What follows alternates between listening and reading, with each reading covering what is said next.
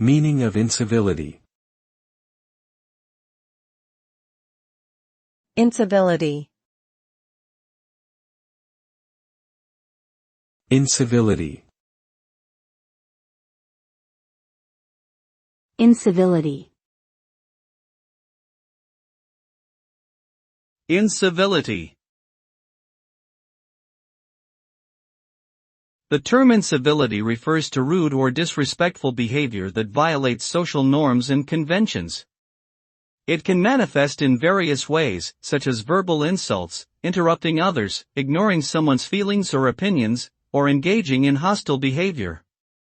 Incivility can have detrimental effects on relationships, teamwork, workplace culture, and overall well-being. Research has shown that even low levels of incivility can lead to negative consequences, including stress, dissatisfaction, and reduced job performance. Therefore, it is important to promote civility and respect in all aspects of life to foster positive interactions and healthy environments.